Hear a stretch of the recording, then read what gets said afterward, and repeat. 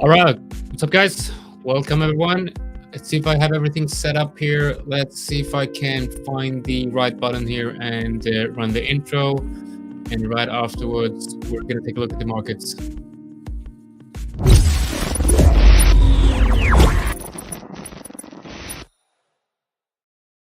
All right, welcome, everyone. Here we are. We have not another episode because it's the first one. So I've started doing. I have an idea basically, and I'm gonna start a recurring weekly live stream at this time every Tuesday. At this time, it's going to be called TA Tuesday, right? TA Tuesday. It's just a very original, fantastic thing, in my opinion. It's going to be basically, I'm going to show you my market outlook for the week, what trades I have open, what trades I'm planning to take, and of course, mix it a little bit with some educational content as well. And if you're new to the channel, you know what to do. Hit that like button and subscribe. And if you're not new, if you're a long-term follower of mine, thank you for joining today, and don't forget to hit that like button. If you have any questions, you need help with anything, you need me to explain some concepts for you in terms of my trading system, just let me know. I'm here to help, guys. So it's going to be around an hour most likely, and today we have some very interesting movements here, right? We have, if you've been following me on Twitter, you know this. And if you're a member of my community, yes, I do have a community. It's not official yet, and the website is not up, but we're working on that. And as soon as it's up, I'm going to be releasing a statement on that officially, where I'm going to launch the community officially. And that community is going to run alongside my current trading program that I have running right now. And in that community, we had a live stream in the morning where basically we looked at, for example, this Euro NCD trade right here, which is just working out absolutely beautiful at this moment. So I'm hoping that we'll be able to secure this position soon. Before we go into the Bitcoin analysis, I want to thank PrimeXBT for sponsoring these live streams. And if you haven't signed up to PrimeXBT yet, you can do so by checking out the link in the description below. And for this live stream right here, I have 5 limited, unique 10% codes. So usually the discount code the PrimeXBT hands out is 7%, but I've managed to secure a 10% bonus code for my followers, and today I have 5 unique ones. So check that out in the description below. They're usable on your first deposit if you create a new account. Maybe it's on if you already have an account. I don't know. Try it out. Let me know how that works. All right, so let's look at the markets here for a second. And when I start analyzing the markets in the morning, so usually it's on Mondays, but yesterday I was just very busy. And if I'm gonna be honest with you guys, I was definitely lost in the world of scalping, right?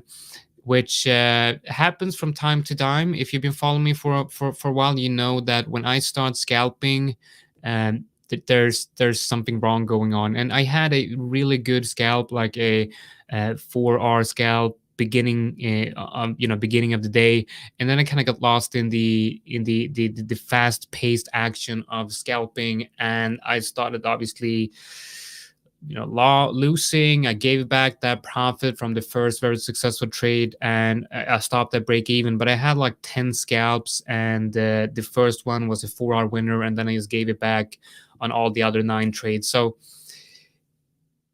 it kind of sucks, but at least if I go back a couple of years when I really had problems with over trading, and holy shit, this motherfucker's back. What's up, man? Hope you're doing good. So we have God, I lost my train of thoughts there. I was saying something about scalping. Don't scalp. Don't be a retard. You focus on swing trading unless you're really, really good at trading. Scalping destroys families. You got to be careful with that. Exactly. I'm not going to try to make a face. Over trading, yes, over trading. That's like, when I over trading is my biggest enemy. It's hands down my biggest enemy, and it's just I get addicted, right? I kind of zoom out. Everything around me just gets quiet, right? And I zoom in, like I zoom out and zoom into the charts, and I'm just there for hours and hours and hours and hours, just taking trade after trade after trade after trade. And all of a sudden, I'm like, what the hell are you doing? And exactly, it's more like gambling. It's more like gambling. It's almost like being at a casino. And to be a successful scalper, you got to be really sharp. You got to be really focused, really mentally and disciplined and mentally focused. It's hard, man. It's hard, and I don't think enough people talk about this because trading can be really addictive. And if you have an addictive mentality like I have, you got to be careful, man. You got to be careful. If trading can be a drug, definitely can be a drug. So you got to check yourself. And there's no limit how much you can fuck up your life with trading if done the wrong way. So all right, welcome. Hopefully I'm motivating you to become traders with this speech. Trading is fun. It's great fun. All right, so let's look at the dollar currency index right here. And I remember last Wednesday I had a live stream with Dirk from PrimeXBT Academy, and we talked about how the we might be setting, putting in a top here, right? And I remember putting the fibs on and saying, like, if this is the low and this is the high, then we'll see the 50% fib and the 618 right here in perfect confidence with a very good support level. And we're hitting that support level right now. And I just looking at the trend, right? Just looking at this trend, I would expect to see I would expect the trend to continue, at least. Like Tronal Dump here is saying a double top on the Dixie, and very possible. I mean, we might go down here, and then that would be the double top, and that would put an end to this massive bullish trend. But I think the reason why, well, not the reason, but one of the reasons and one of the catalysts of why the USD weakness is coming in right here. So yesterday, and honestly, like honest to God here, I haven't checked this out. I haven't confirmed the fact, but a lot of traders macro analyst, I do trust this data that came out yesterday was basically showing that there was hints and sign of the US economy kind of slowing down. And if that's the case, then people kind of look to the Fed to see if they're gonna slow down with the hiking of rates, because when the economy slows down, that's basically what they want to see. They want to see economy slow down, and they want to see inflation kind of peak, and that's when they're going to start thinking about not hiking rates as aggressively, and that would obviously be bullish for the markets. We have a lot of news events coming up today, right? So not news events, but we have a lot of Fed speeches coming up here. So the first one is going to be in 1 hour and 20 minutes. We have a lot of Fed speeches here. Then we have the European Central Bank President Lagarde speaking as well at 700 my time, which is UTC +2. Let's see how what we have them saying. Like, I think the market is pricing in, and I think the market is now trading and trying to price in the idea that the Fed will not hike rates as aggressively. I think that's false. I think they will continue to hike rates because they've been very, very clear with the fact that they will continue to hike rates, and they will not do the same mistake as easing too early, right? Then we have the situation in Europe, right, with the Russia-Ukraine situation. And basically, it seems like the situation in Russia, because of the fact that the Russian Parliament's upper house approves law to incorporate these regions, which names I cannot pronounce. I do know that one is called Donetsk, which, we've heard about that, right? So that might ramp up the situation in the Ukraine war, and that might of course lead to a risk off environment. So I believe that we have two macro themes fighting each other right here. The Russia-Ukraine situation is the risk off theme, while the inflation topping out would be the risk on theme. And right now, nothing in the charts and in the major way is showing that any of these sides are winning. The only thing I'm seeing right now is the dollar strength index is hitting support, while Bitcoin is hitting resistance, right? So they are trading the correlation between these two assets. Well, the DEX isn't an asset, but the two charts are inverse correlated with each other. So when the dollar currency index goes up, risk assets usually goes down because this shows the strength of the dollar. Dollar is a safe haven currency. When the market, when the world kind of goes to shit, people see the USD as a safe place to park their cash, right? Looking at other markets, we can look at the equity markets. We can look at the UK 100 index right here, and we've had a really good push, right? We had a really good push in the last couple of days. It's only 2 days, only 2 days of rally, and people are like, "Oh, I'm bullish again. I'm 100K for Bitcoin." Right? Shut up. This is a resistance area, right? So this is resistance right here, and right above we still have resistance. And what about the trend? Is the trend bullish? Is the trend bearish? Of course the trend is bearish, guys. Come on, we're still in the bearish market. You can't just go all ape ship crazy. Not ape ship.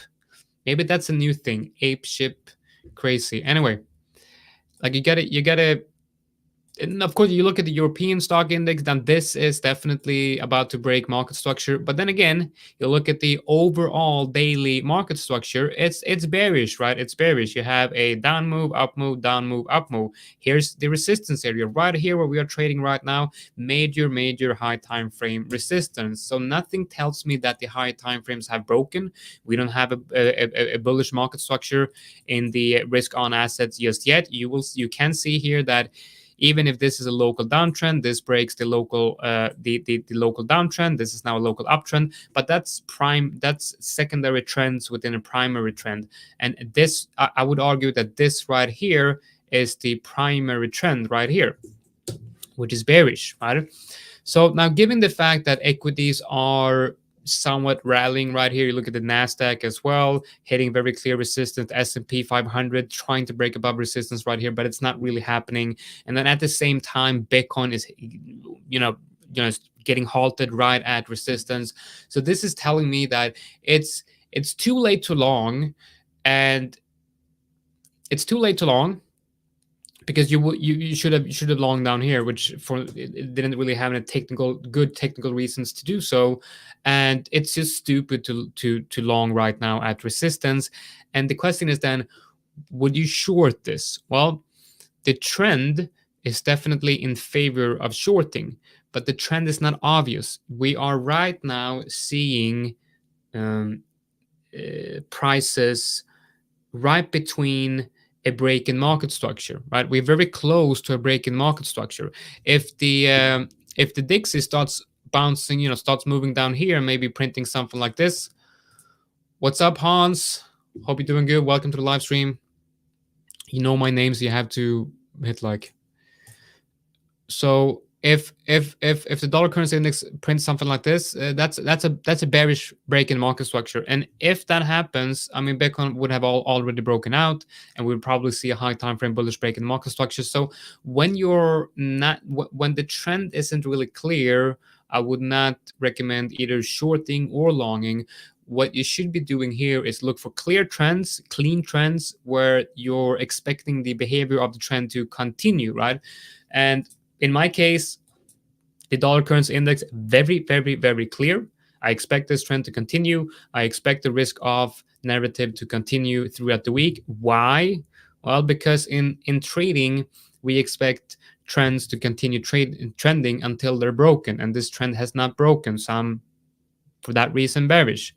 Now you look at the open trade that I have. The open trade is on Euro NCD. Now, what is this trade based on? Well, it's based on a very clear trending market. There is no signs of a bearish break in market structure here whatsoever. You did have price coming into a high time frame resistance area right here, creating a range. Now, very likely this could have been a distribution range, and that is why we didn't long this. We did, however, go long here. We did also go long here. Euro NCD has actually been one of my most profitable pairs this year, actually. So we're now back in a very strong, bullish, trending environment, and therefore I go long because the trend is telling me go long. and the fact that also Euro NCD has performing bullishly in a risk-off environment, right? So when when the dollar currency index were rallying and Bitcoin was ranging, Euro NCD was actually performing very well. So this tells me that if the risk-on narrative is still on, if we're not going to get a major bullish break in market structure, Euro NCD should continue to rally, because in a risk-off environment, when inflation is high, New Zealand, which relies heavily on exports, they're probably not going to export as much. The currency will probably not perform as well, or something like that. It doesn't really matter. Just follow the trend. Is what I'm trying to say. All right. So looking at going back to the crypto market. Please, guys, if you have any questions, let me know, because I feel like it's been 15 minutes and I'm almost running out of things to say. I should talk slower. All right, let's calm down. Let's talk slow. BNB. Now, BNB, the trend is your lover. Yes. No, I'm the trends lover. So BNB is a good bet if the risk on narrative is going to continue, right? And I like the monthly open area right here. Looks good. So we have a level here, right? Let's just use that wick, because why not? And then that wick. Does that make sense? It makes perfect sense. Right, so here's a good level, right? Here's a good level. And we're seeing BNB kind of breaking out here. But still, look at the daily, not really looking that good, right? Put a trend line on here, and it's kind of hitting that trend line right now. I know it's kind of peaking its head above, but I don't care about the exact levels. I care more about having a trend line area that kind of looks like this. And that would probably be what I would be watching, something like that. So yeah, resistance, right? Now, are you accumulating anything currently, Lips? Maybe I don't have to read the question because it's on the screen. But yeah, I'm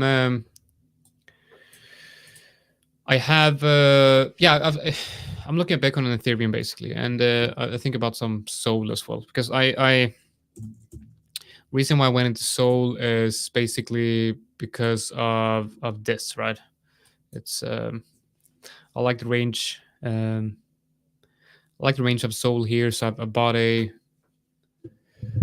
small bag of Sol just because it looks like it's in a pretty decent accumulation range right here, and I have alerts above here to kind of tell me to increase the position if needed to.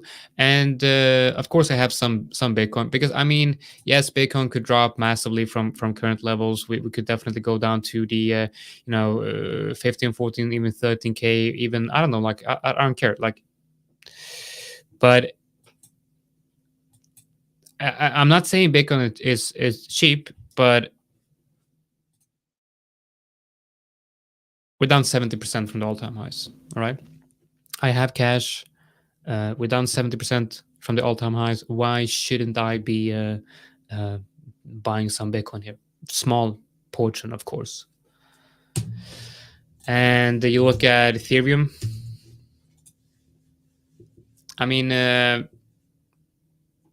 Ethereum actually has a really interesting price structure right here. Like, it has a really interesting structure with the fact that you have that low right there, and we're actually testing that low here. So, yeah, sure, we could go down. Technically, there's a good level at 400, which is like, that's 80% from current prices, right? And do I think we're gonna hit that level? Like, I don't know. I don't think so. I really do not think so. But would I be surprised? Probably not. Probably not, because like, I've seen worse shit happen than this. I've seen, I've been in the market since 17 in the crypto market. Shit happens, and they tend to happen in a way where nobody expected it to happen. So you always have to be focused. You always have to understand that Markets will do whatever they want to do, and you have no idea what they're planning on doing, or what will happen in the future. So you just have to have a probabilistic mindset with a few things to in mind. This is a good question, interesting question. So how much backtesting would you normally do for a given strategy? So I guess the question is, how much backtesting would you do before you can confirm that the strategy is interesting or profitable? Well, like the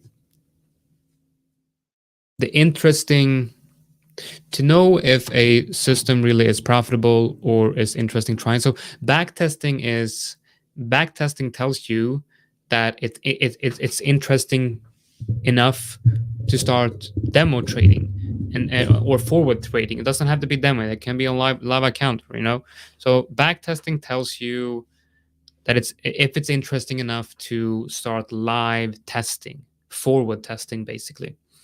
And then forward testing will tell you if the system is profitable or not. And I would say you would have to forward test for at least 2 months and be profitable for 2 months in a row on a demo account or live account, doesn't matter. But if you're profitable forward testing, live trading for 2 months in a row, I would say that you're ready to start testing that system live.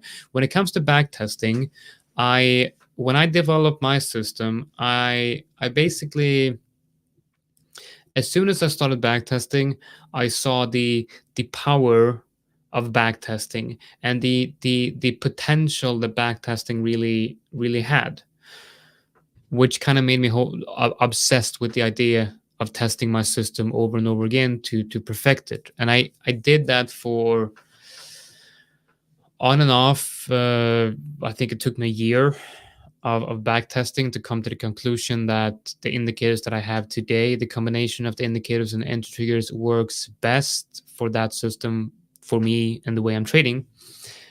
And when I do my regular back testing sessions, I look at I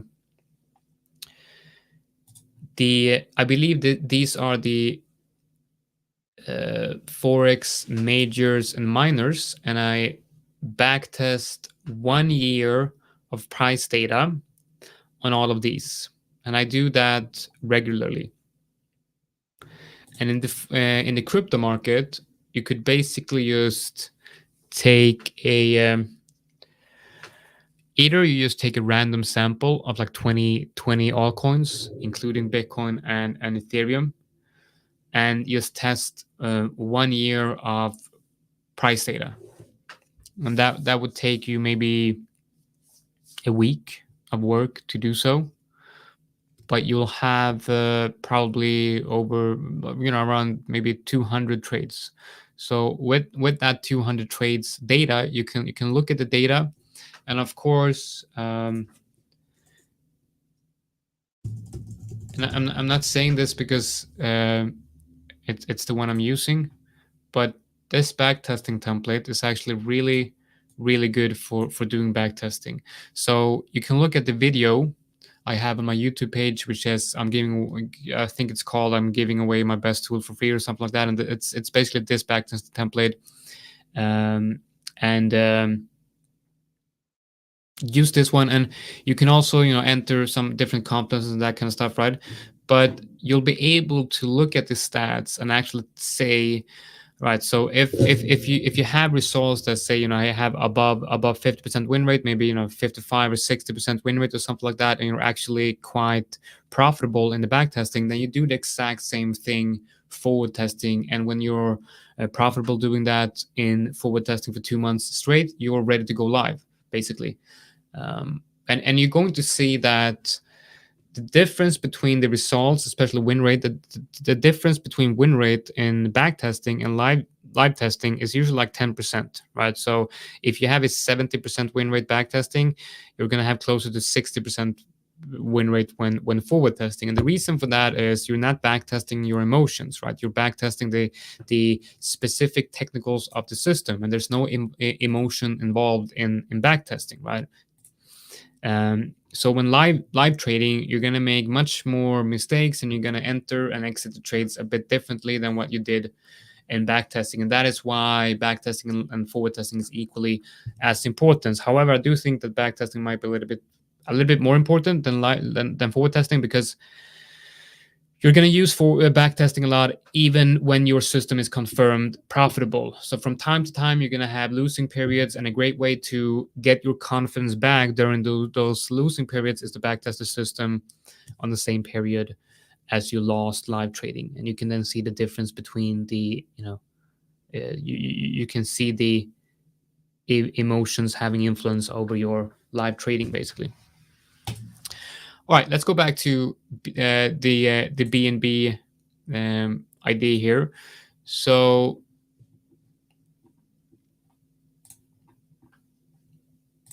this is a decent level on BNB, and I'm not saying.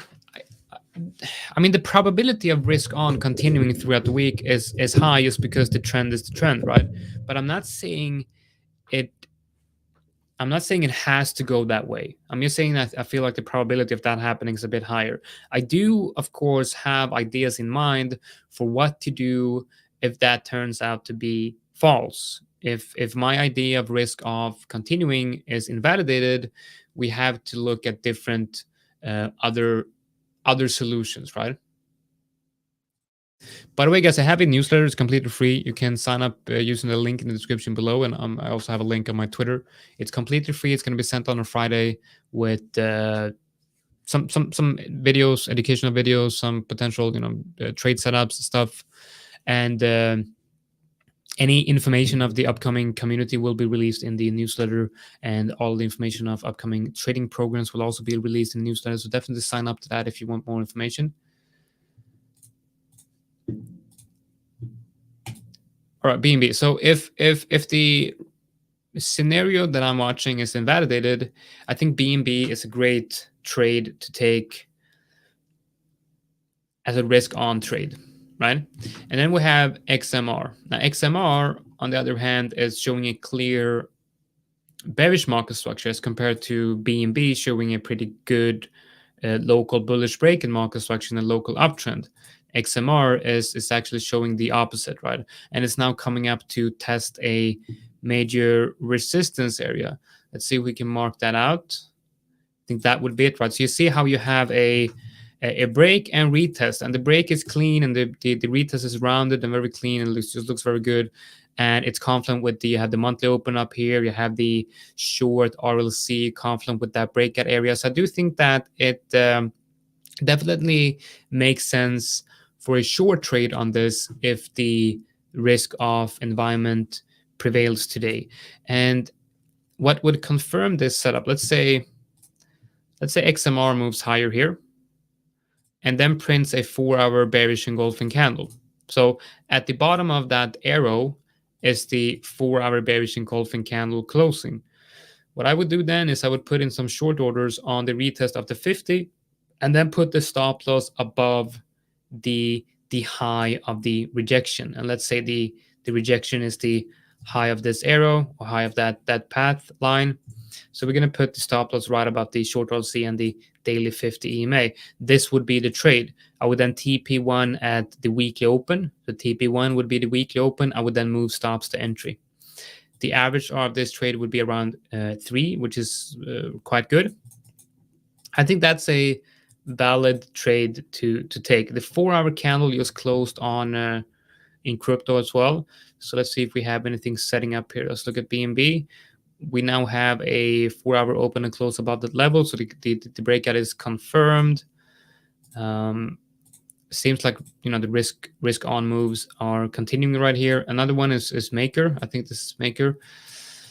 A retrace back down to the daily 50 would be very interesting, right? You have a good confluence of the reload zone right here.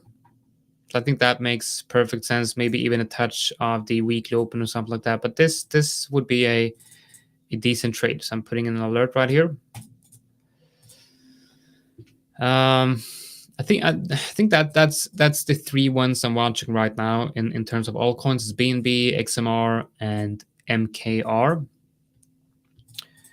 Other than that, there might be some other interesting ones out there. Uni looks interesting, but you're basically like you're probably going to be trading one of these setups. Whatever altcoin you're looking at, it's going to be either the BNB type of setup for a risk on move or the XMR type of setup for a risk off move. So I'm just going to focus on those two because most altcoins move with each other as well. I'm just keeping it simple and focusing on these two right here.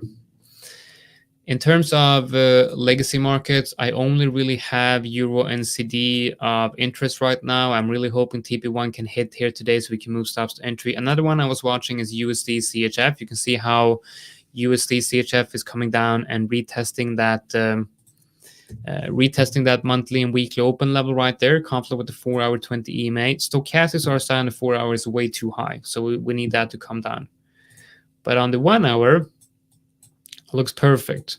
So if there might be a trade here based on a 1 hour, and that is if we get a strong 1 hour bullish engulfing here, I would then put in orders on the retest up to 50, and this would then be the trade. It doesn't really look that likely right now, but it's definitely something of interest. One thing I've noticed here on which is quite funny is this is not something you see every day. So you have a double top and an M structure. And right after that M structure, like the second leg of the M structure creates the first leg of the W structure in the double bottom right below. So within the exact same price structure, you have a double top and a double bottom. And yeah, I don't see that very often, if honestly, not on the 4 hour, not at the very obvious level like this. It's just an interesting observation. M structure directly after you have a W structure. All right, so I think I'm actually getting to the close to the end of this session because there's not much to talk about. If you have any questions, let me know. All right, so here I have a question. Can you give me your thoughts on a possible short in GBP/USD? Yeah, all right, perfect. Let's look at GBP/USD. Let's look at GBP/USD.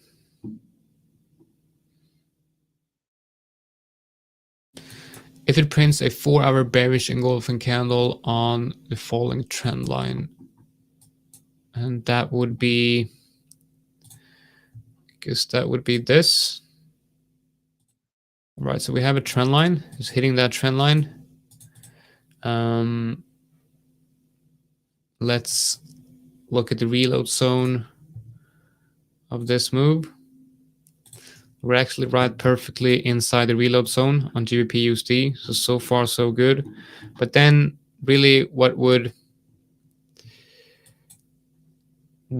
make me not take this trade is the fact, like my whole system is based on all the moving averages on the chart has to be in perfect confluence. So you need, if you're going to go short, you need to be below the daily moving averages and below the 4-hour moving averages, which, as you can see right here, we're below the 20 EMA daily and we're between the 20 and the 50 EMA daily, while above the 4-hour moving averages. So even though I think if you remove the moving averages, right, and you look at the daily, there is definitely, maybe the 4-hour looks better. Well, the daily. So there's definitely something interesting going on here. But I think, yeah, the level would be something like that. So yeah, I if the DXY bounces here, I would definitely think that GBP/USD is likely to go lower. And if you look at the daily, it looks quite clean. The stochastics are size also above 70 on the daily. You go down to the 4-hour, and you're right. If there is a fairly clean 4-hour bearish engulf, but you know they don't work out all the time. You can see this one right here. But here at least we have some confluence with the reload zone and that trend line, and now that trend line also has conflict with a high time frame level. So yeah, definitely it kind of makes sense from a purely price action perspective while adding the trend line as well. But then when you add the moving average I'm using, it makes no sense at all. So for me, this would not be a trade. You might be trading differently, and if you're trading based on a simple break and retest system without any indicators, this is you know obviously a very good level to enter a short, and especially if the risk on environment continues, this is a good short trade. All right, guys, any more questions you have? Let me help you out. If you don't have any more questions, I'm gonna take a break. I'm gonna wait for the 4-hour candle to close on Euro NCD. I'm also gonna be monitoring this on the 1 hour. As you can see right here, I have my original stop loss below the 50-minute 4-hour. The new stop loss is right below like the lows of the move that got me to enter the trade. I'm thinking price is probably going to come down and hit this level, so I'm thinking we might see this. Now I'm really hoping that price doesn't come down and hit the stop loss with a wick, but it is what it is.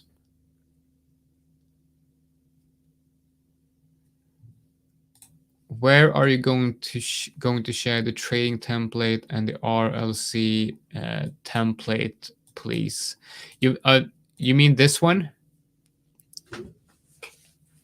If you mean this one, you'll get a link to this when you sign up to my newsletter. And if you already sign up to my newsletter, you can go to. I'll send out a new link this Friday in the Friday's newsletter. Any advice for getting lots of price data on lower time frames for small time frame? Well, the only thing I know is this. When it comes to backtesting and gathering statistics through backtesting, the only thing I know is this. This is the only thing I've done. So I remember when I started backtesting, I created a spreadsheet like this one. I've since then improved it, but this is all I know, right? So this is all I know. I don't know any other advanced way of backtesting. Like I'm for me, I find something that works and I continue doing it until it doesn't work anymore. And I've been very blessed with finding stuff that works early on in my career. So I haven't really had any use of many other advanced stuff. But yeah, this is all I know. So if you want to gather stats on this, like if you want to get lots of data on low time frames, it's going to be time consuming, especially when you're trading a discretionary system like I'm doing. It's going to be very time consuming, and that's also one of the reasons why I decided to create a swing trading system, because it was way too time consuming gathering data on scalps, because you need like 10 times more trade setups, right? All right, guys, I would like to thank you all for joining today. I really do appreciate all of you coming in here, and you're very engaged in the comments. I really do like that. And know that if you do have any questions, if something got brought up today that I haven't helped you with, or you have some questions on anything that I covered today, I'm always going to be available on Twitter, so you can send me a DM on Twitter. And yeah, I'll see you guys in the next one. So this is going to be a regular occurrence, same time next week. Every Tuesday, we're going to do these sessions where I'm going to be sharing you my market outlook, the trades I have open, the trades I'm looking to take, and whatever educational content I have planned. All right, guys, take care, and see you guys in the next one.